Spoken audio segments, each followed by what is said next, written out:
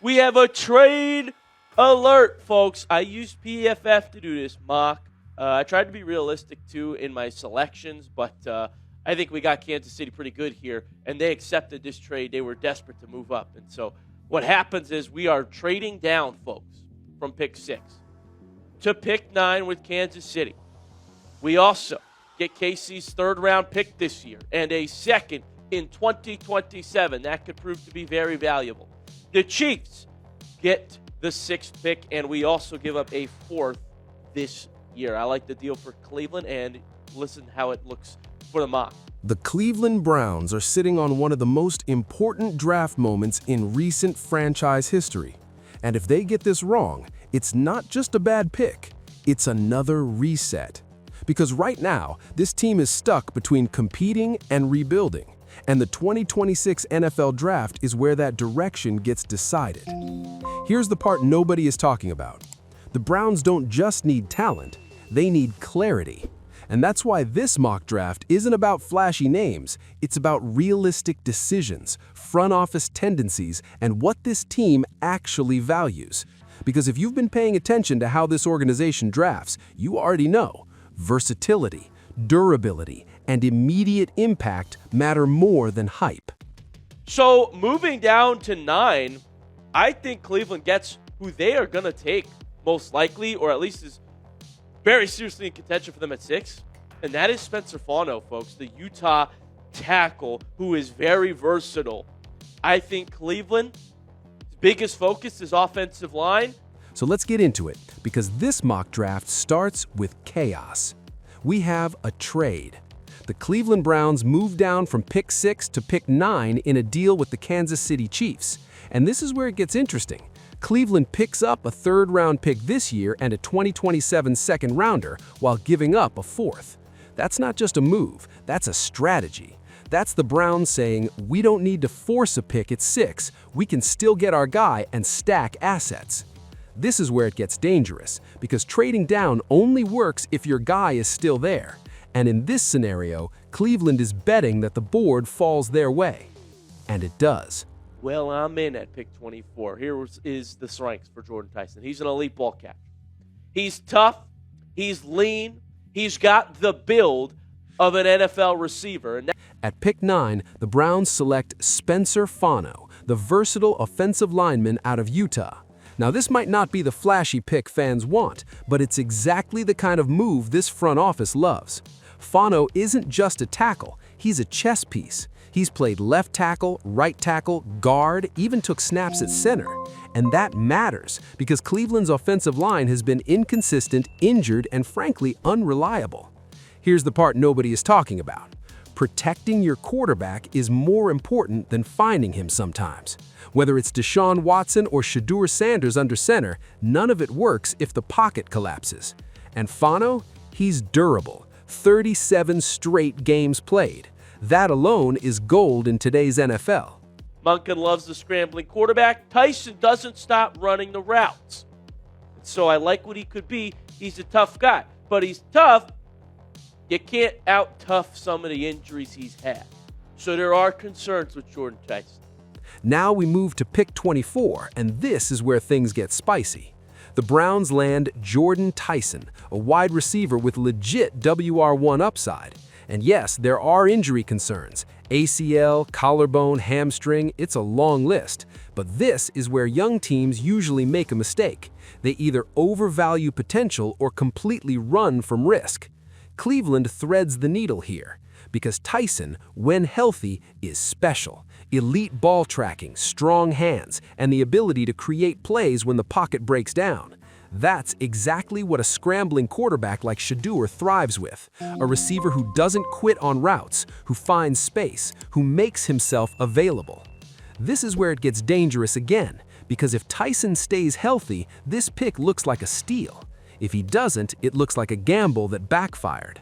But that's the draft. This is what it's all about for our Mason Thomas. He gets off quick, and then it becomes powerful. That speed to power combo. He's got violent burst, attacking, strong player. Now we move into the second round, pick 39, and Cleveland goes defense with R. Mason Thomas. This is a classic Browns move, adding depth to the edge behind Myles Garrett. Thomas brings speed to power ability, quick burst, and most importantly, effort.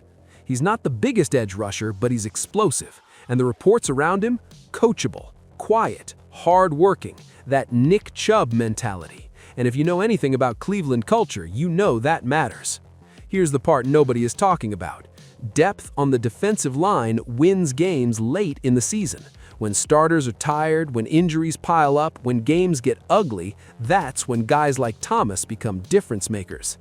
Now let's move into the third round, where Cleveland doubles down on the trenches with Jake Slaughter.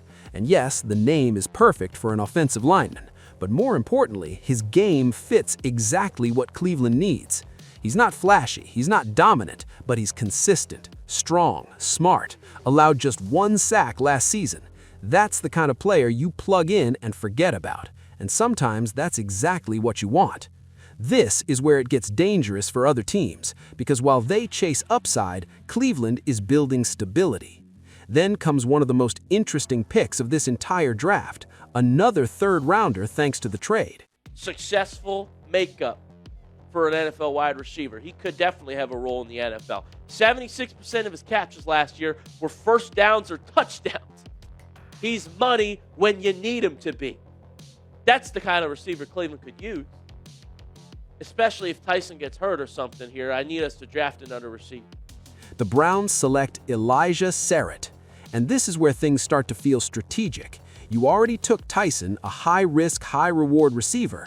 Now you take Sarrett, a reliable, chain-moving target.